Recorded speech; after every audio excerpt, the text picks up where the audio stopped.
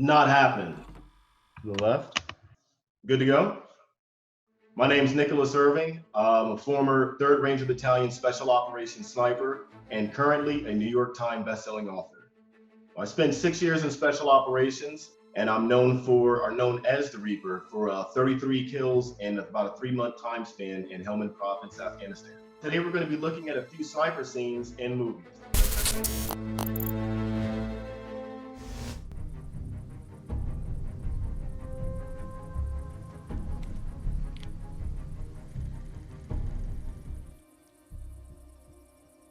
No one ever really does that.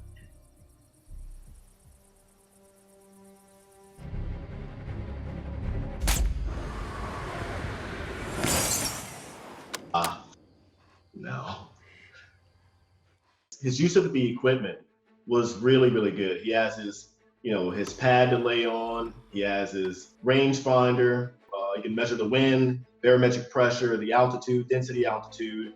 His dope book. The word dope is an acronym for snipers, and it actually stands for data on previous engagements. So he can go back and refer to all these things that he's engaged before that and have like some good reference point. He applied all of his dope and his data to the scope itself. I rarely see that in movies where he applies the elevation and the windage. The impossible portion about this whole thing was the actual shot itself.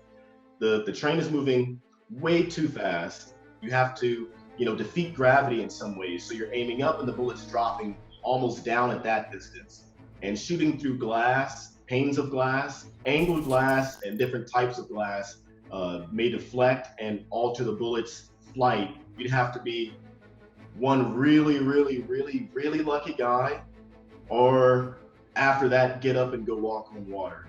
But now that I see it, I almost want to simulate it, but it's kind of, be almost impossible to simulate. I can't find a target moving at a bullet train speed.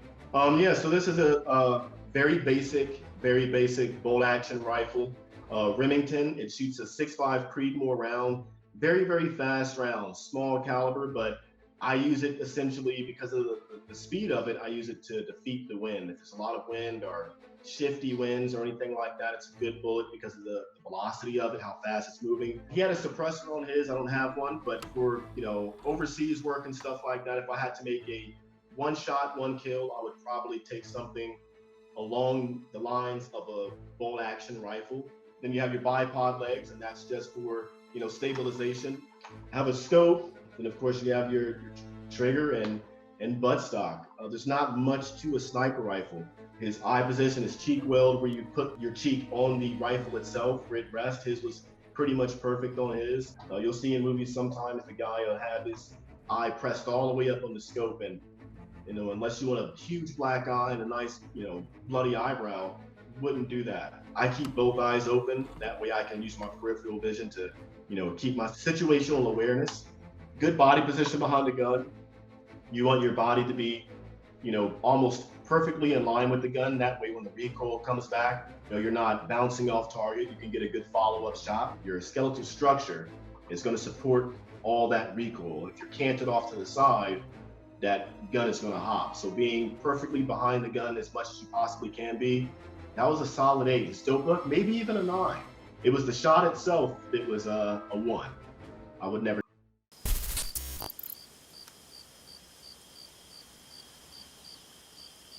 Stop. Touch that light-colored grass. Sniper at your feet. It's exactly like sniper scope. The one that sniper scope is not, that reticle inside the scope is nothing like what you would use in real life. Yeah, you usually have these little mil dots on there, like little circles, and you have 4 of them on each, the horizontal plane and the vertical plane inside the scope, and they're used for measurements. So let's say, for example, if I had a target that was 40 inches tall, and I wanted to find out how far away something is, but what I would do is take the 40 inches and multiply it by a constant, which is 25.4, and that comes out to 1016.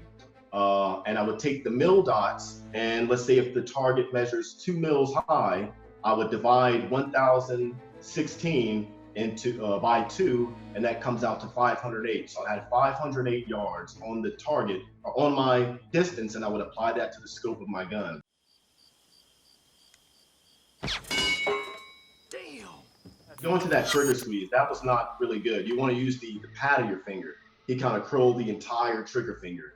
As a precision weapon, you're looking at harmonics and stuff like that. So imagine like a tuning fork. You want everything to be as smooth and less friction on the sides of that railing inside the gun as possible. So having the trigger come straight back is what you really want to look for. Not so much of that curled trigger finger. And it's exactly how they used it in sniper school, where the instructor, he's telling the guys on the outside, hey, come in, sniper at your feet, X, Y, and Z. It's pretty much exactly how it works. All right, you won this one. Come on out. Soldier, how did you get that close to me? Sneaking up on someone is extremely tough because of the stalking portion. It's not really an easy tactic, and not too many guys are good at being that sneaky. For the training portion, I would give this one a 7. He's moving to the building. Follow him, you got him? Got him. Really nice.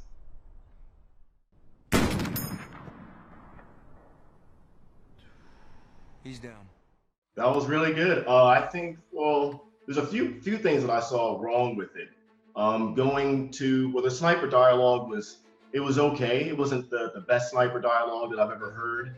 It was the second shot where he moved 20 meters to the left of the building. Really good sniper dialogue. The spotter talking on the sniper to where the target's at. After that first shot with that 50 cal went, as a spotter, he should have called out immediately, hey, you're like 2 mils low. Inside that reticle, there's like mil dots, mil radian circles in there, and they're used for measurements. At that time when he missed that shot, the spotter, the guy on the scope, should have told the sniper, hey, aim up 2 mils and, send it again. He should have never let that guy get up to run. At the window.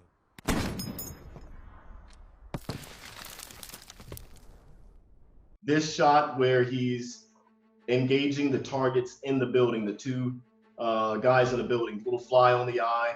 That was pretty neat to add in there. It shows that dedication to the spotter and to the sniper team. You're in this little bubble, only you exist, nothing else does. And the single shot with the 50 cal is, I've never seen it, never heard of it, but I guess it makes for a good movie. Not too bad. On the scale from 1 to 10, I'd give it, as a sniper team, a 4.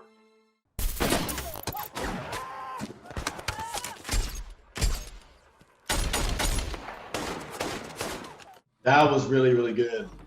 Yeah, that was Lone Survivor is one of the most realistic movies I've seen when it comes to combat. I've used that same rifle overseas in Afghanistan. My deployed rifle was an SR-25, but I used that one when I was a designated marksman. That shot right here, it's real. It's real. It shoots a 5.56, so it's not a very powerful round or anything like that. And being in this environment, I was just getting into special operations. First day in the barracks when the guys were coming back in stateside after rescuing Marcus Trail. You deploy every 6 months overseas, and we were averaging about 120 missions per 90 days. Your average troop won't even touch that in a year.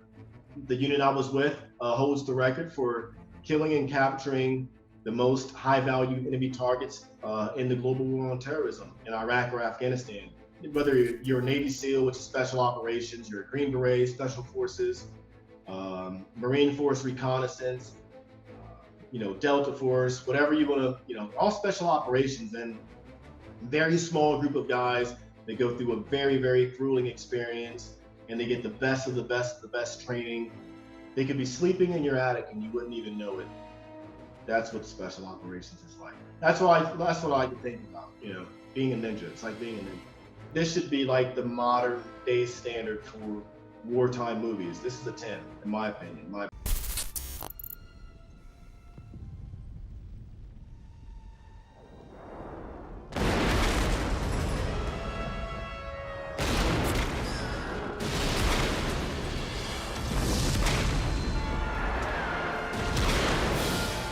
That was epic. That was I was almost playing along in my head with them is, who would I take out first? And It was in that order. I would take out the guy in the shower first. Going back, that was I think that's a Mosin Nagant rifle. Maybe it's a pretty accurate for open sights. That position, shooting through something like that is one, it's extremely scary. You have to understand how your rifle works, how much you have to aim up so your rifle, so what you're looking at, you're not actually hitting the bottom portion of that brick wall. And in the beginning, he even sets his range where he licks his finger, he's taking off the mud on that slide. So it's like a little slide. If you ever have a chance to look at the top of an AK-47, he slides that little lever up and that raises the rear sight. And that lets you, it adjusts the elevation. It's essentially like a scope, just without the scope.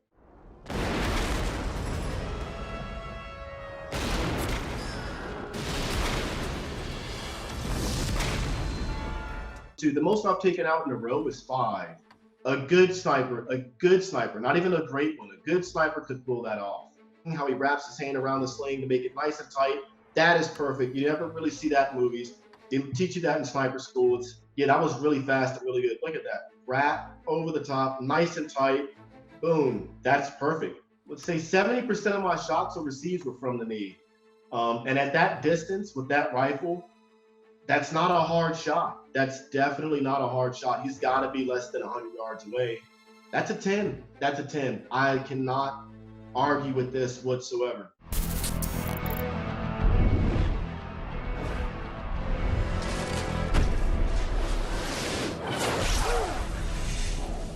Before I was a sniper, I was a machine gunner with a 50 cal. That round is devastating. Where she uses that little laser finder, probably not going to happen ever. That's a very fine object to point. The sniper in the window should have known where the elevator was at or where she was going to be shooting at anyways, but people don't look like that when they get hit with the 50 cal. It's usually just a puff of moisture and mist. The guys returning fire from the inside essentially just killed or injured a bunch of civilians on the street. I do like the use of the sniper how she's using the bed frame and not like out the window like you see in most movies. And yeah, she's backed away. So yeah, I would have used that same tactic. As long as that rifle's not hanging out the window, she should be fine, and she's not shooting through glass. I'd give it a 3.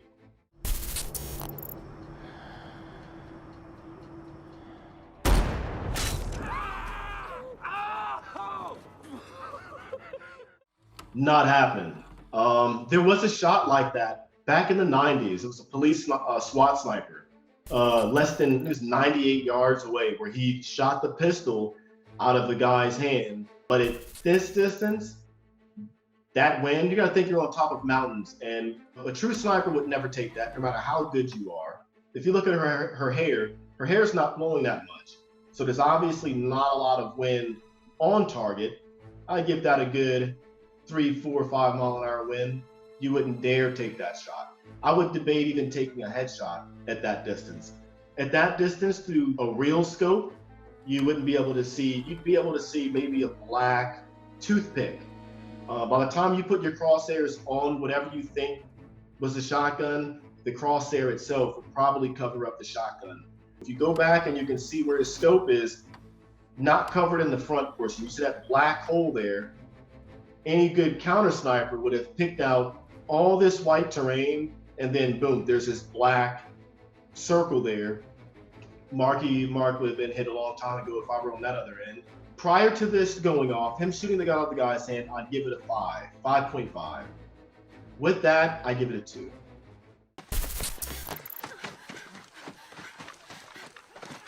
What is it? What? The sniper who's on that team, the mercenary team, has a large 50 cal. That gun weighs about 38 pounds.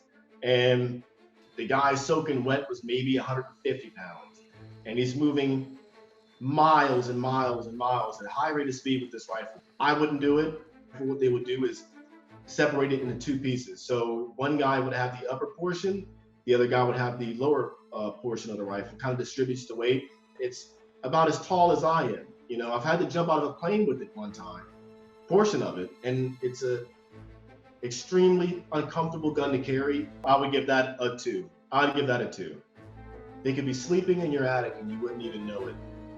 That's what special operations is like. That's what I can think about, you know, being a ninja. It's like being a ninja.